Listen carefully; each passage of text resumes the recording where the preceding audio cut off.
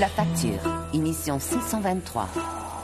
Aujourd'hui, une franchise qui ne dit pas les vraies choses. Quand on voit des documents comme ça, je vois pas pourquoi on appelle ça une franchise, parce qu'il n'y a rien de franc là-dedans. Du nouveau dans deux de nos histoires. Aussi, la maison que vous avez vendue pourrait revenir vous hanter.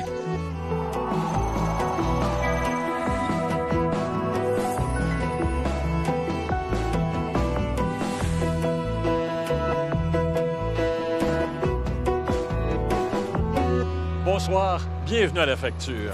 En affaires, une franchise, c'est le droit d'exploiter la marque, la raison sociale d'une entreprise à certaines conditions. Tim Hortons et McDonald's en sont probablement les exemples les plus connus. Mais le mot franchise a aussi un autre sens que vous connaissez bien. Dire la vérité, être loyal et franc. Les franchises commerciales sont-elles toujours négociées sous le signe de la vérité et de la loyauté? Pas certain. Nettoyage à sec était une nouvelle franchise, un nouveau créneau dans lequel Calinette se lançait. Donc, on a voulu embarquer avec eux autres là-dedans. Est-ce qu'il n'y a pas des franchiseurs improvisateurs? Oui, il y en a. C'est pour ça que je dis que la franchise, c'est pas le Klondike. Ça ruine des familles, ça ruine des... Puis il y a juste un gagnant là-dedans. Puis c'est toujours, selon moi, le franchiseur, là. Partir en affaires et devenir son propre patron. C'est un rêve, hein? Je pense que beaucoup de gens ont le rêve d'avoir sa propre entreprise. Yves Lacroix et Frédéric Monger ne veulent pas prendre tous les risques que comporte le démarrage d'une entreprise. Je veux une entreprise qui est déjà en opération. En 2013, ils rachètent une franchise de nettoyage à sec de la compagnie Calinette, déjà en opération dans la région de Québec. Ils misent gros, 50 000 $ pour obtenir le territoire et plus de 250 000 $ pour l'équipement. Calinette leur explique que l'ancienne franchisée avait remis les clés et qu'il n'avait qu'à reprendre les opérations. Il nous a dit que cette entreprise-là faisait un énorme volume, qu'il ne comprenait pas que l'ancienne franchisée avait quitté, que c'était toujours plein de vêtements, qu'elle, en fait, probablement la plus rentable du réseau. C'était l'enfer comment elle faisait de l'argent, là, que ça roulait, cette entreprise-là. Les deux associés sont confiants. La compagnie fait beaucoup de publicité. J'ai dit donc, c'est ce que je recherchais vraiment, une compagnie qui est connue. Monsieur, Calinette est déjà installé sur marque. Calinette est un leader dans l'industrie du nettoyage après sinistre. Et depuis quelques années, l'entreprise élargit sa gamme de franchises. Entretien ménager, construction, excavation, drainage, environnement et nettoyage à sec. Son propriétaire, Éric Pichette, est d'ailleurs décrit comme un homme d'affaires visionnaire. Pour nettoyer vos vêtements, Calinette nettoyeur à sec. Pensez à Calinette. Oui, Calinette. Mais rapidement, pour la franchise de nettoyage à sec des associés Monger et Lacroix, les revenus escomptés ne sont pas au rendez-vous. Ça s'en prenait 1 000 $ par jour pour arriver, là.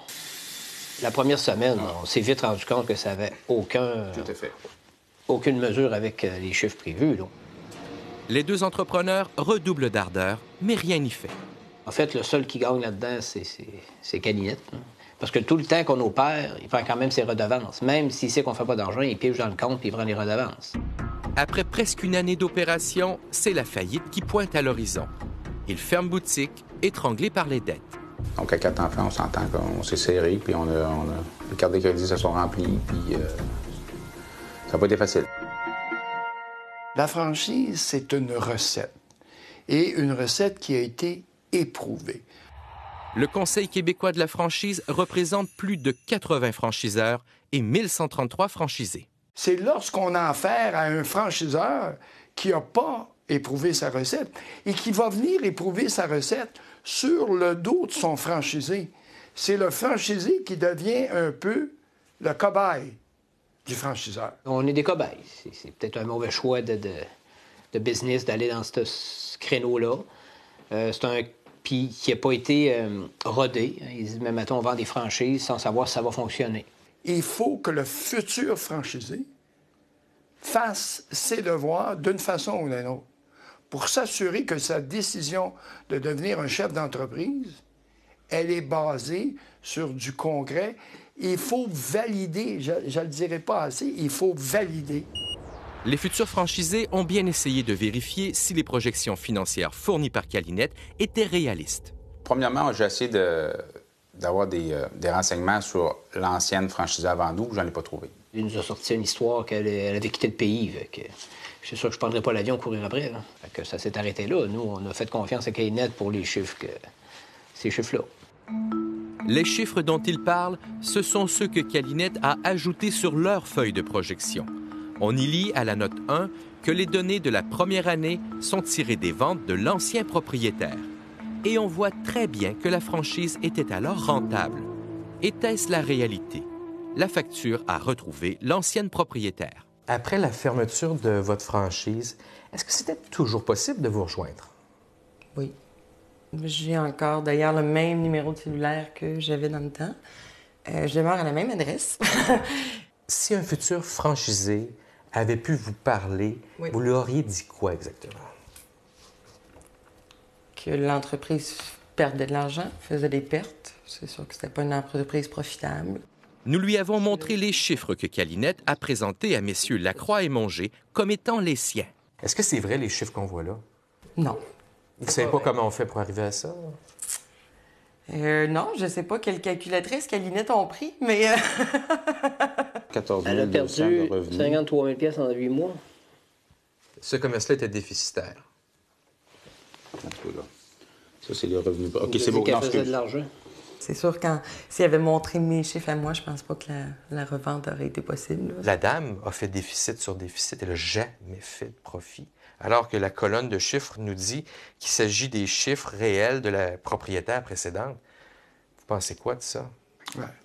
Est-ce que si on se fie à l'élément de bonne foi, est-ce que c'est une démonstration de bonne foi? Je vais poser la question si elle est bonne. La réponse de Calinette à ses franchisés est simple. Au bas de la feuille de projection, une note indique que les projections financières ne sont qu'à titre indicatif et ne sont aucunement garanties par le franchiseur. Une clause que l'on retrouve aussi dans le contrat de franchise. Mais que vaut cette clause? Ces clauses-là constituent une mise en garde. Jean H. Gagnon est avocat. Il a écrit une dizaine de livres sur le droit de la franchise. Ça dit aux franchisés de faire attention et de faire ses propres vérifications.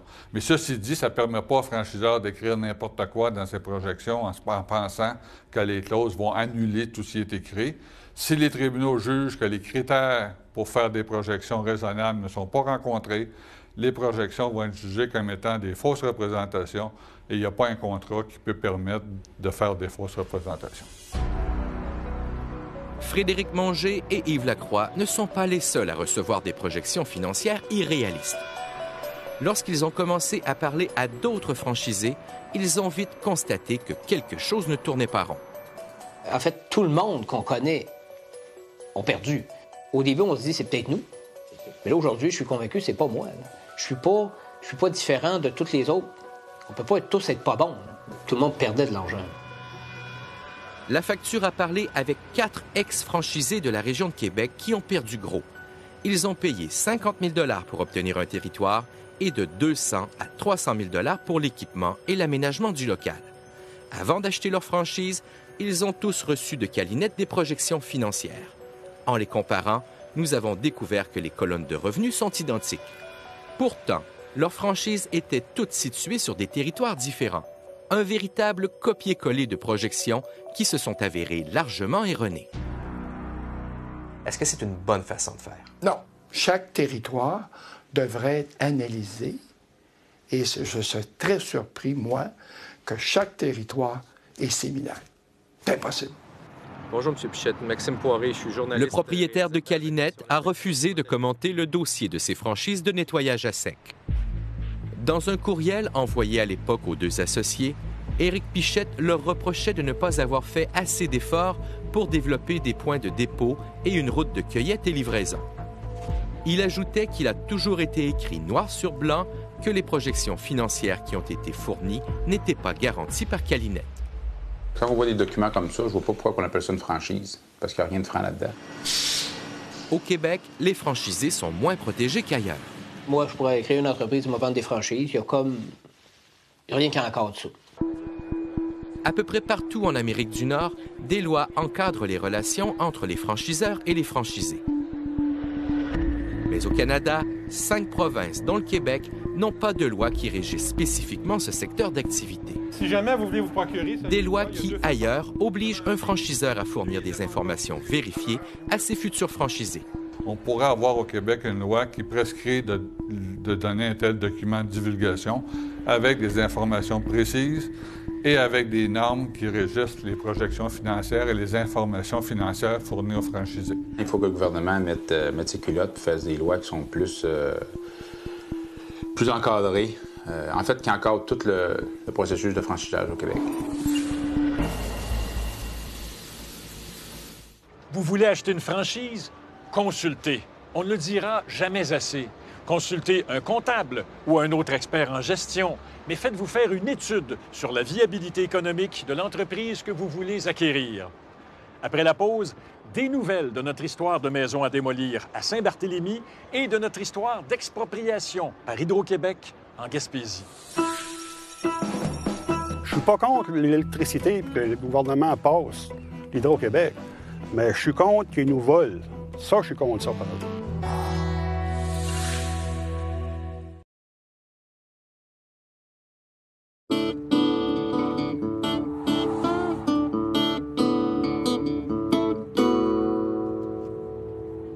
En 2013, nous vous avons raconté l'histoire d'Hélène Godin et de Normand Pelland. Leur municipalité, Saint-Barthélemy, les avait mis dans de très sales draps en les encourageant à construire une maison à un endroit où il était interdit de construire. Et par la suite, ils avaient dû se débrouiller seuls avec tout ça. Du nouveau de ce côté, mais d'abord, un rappel de notre histoire.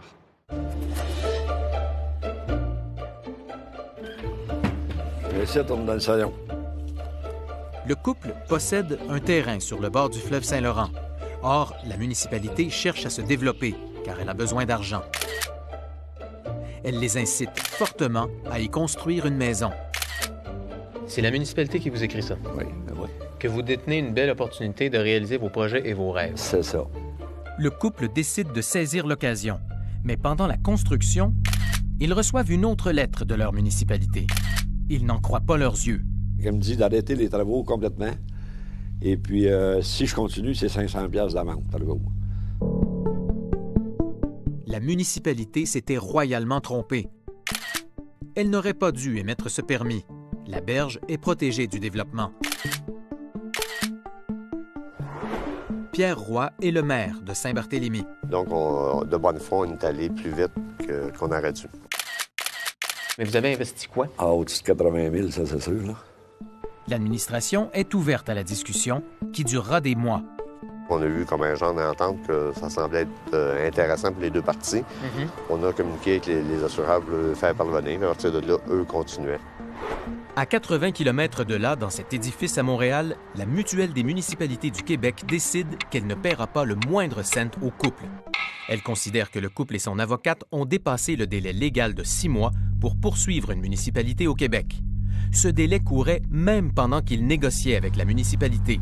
À partir de là, c'était à un autre niveau de la municipalité. Puis chacun connaît ses droits et ses règles du jeu. S'il y a quelqu'un qui ne connaît pas sa règle du jeu quelque part, j'ai un problème, il y a un problème. Depuis des mois, cette couturière à la retraite et ce camionneur vivent un véritable choc. Je vis pas comme je vivais avant, je suis fatiguée tout le temps. Je fais rien que penser à ça. Ça prend des pilules pour dormir, ça marche pas gros. Là. C'est à cause de ça, certain. Je pense rien qu'à ça. L'assureur de la municipalité a maintenu sa position et n'a pas donné un sou au couple. Par contre, le nouveau conseil municipal de Saint-Barthélemy a demandé aux employés de la ville de détruire ce qui restait de la maison et de disposer des matériaux, tout ça sans frais. De plus, comme c'est l'avocate du couple qui avait fait une erreur de date pour la poursuite, le fonds d'indemnisation du barreau a offert au couple une compensation. Même s'ils ont perdu de l'argent, Hélène Godin et Normand Pelland s'estiment satisfaits.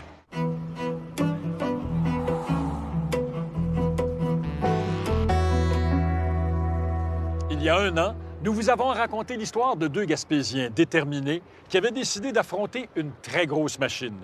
Hydro-Québec les expropriait en partie pour faire passer sur leurs terres une ligne de transport d'électricité.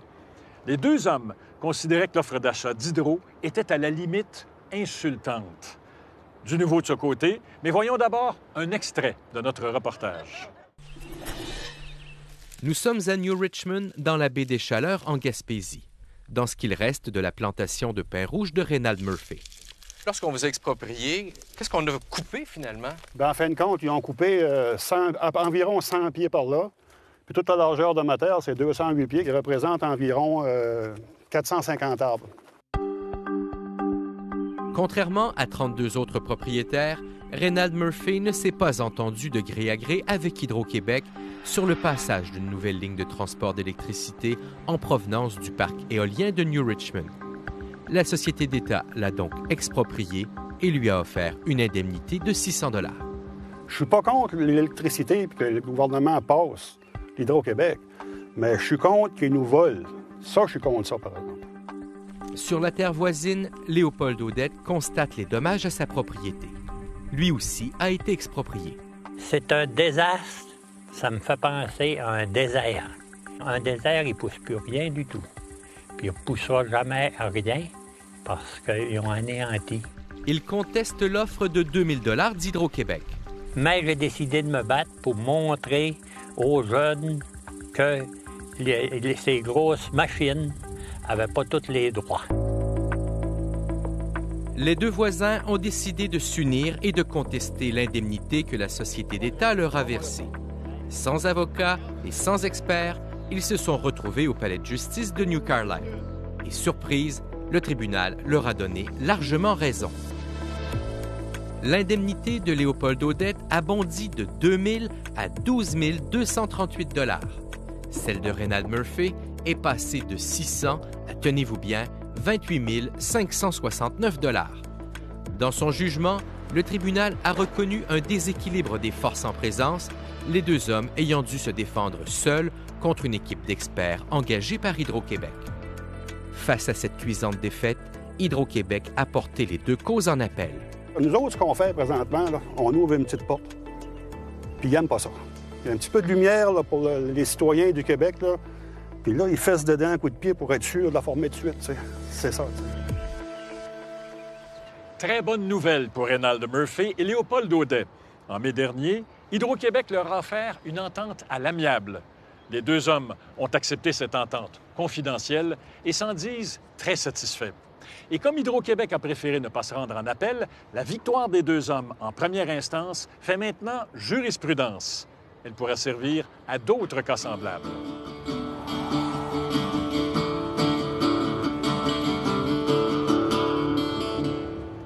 Le jeu du vrai ou faux maintenant.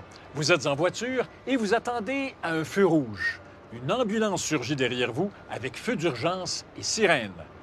Alors, vrai ou faux, vous avez le droit de brûler un feu rouge si un véhicule d'urgence actionne sa sirène derrière vous. La réponse, après la pause.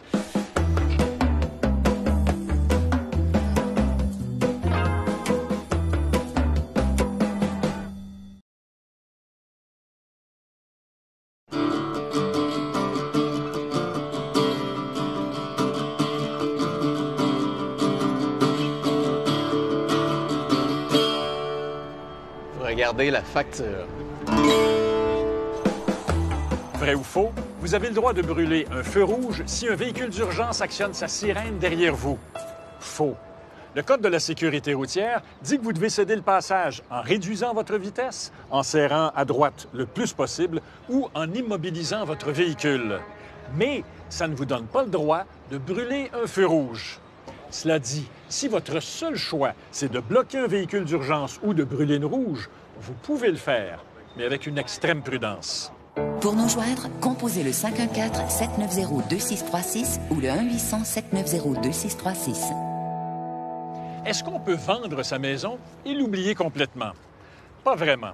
Si votre ancienne maison a des problèmes, que vous les ayez connus ou non, le nouvel acheteur peut vous en tenir responsable. C'est un principe qui est contenu dans la loi et qui protège les acheteurs contre ce qu'on appelle les vices cachés.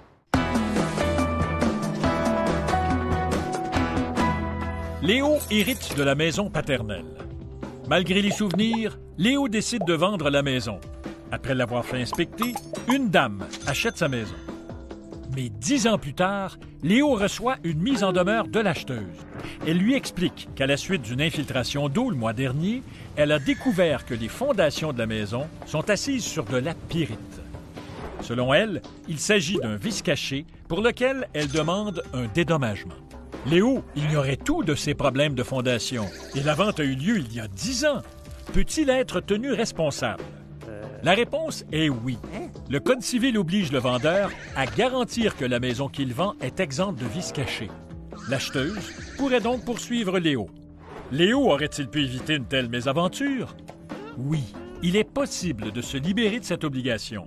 Il aurait pu ajouter une clause dans le contrat de vente indiquant que la maison était vendue sans garantie légale aux risques et périls de l'acheteur.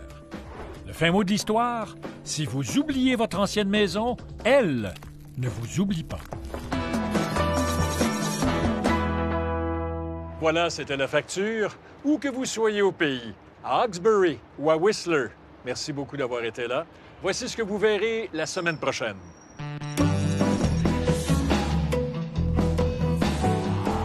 Deux voisins révoltés par les agissements d'un entrepreneur en construction.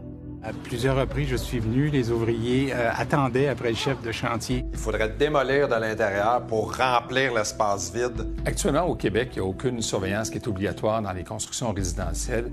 On ressemble à certaines républiques du tiers-monde en termes de contrôle de qualité. Des lacunes qui pénalisent les propriétaires. Pourquoi je paye des taxes? Je me pose la question.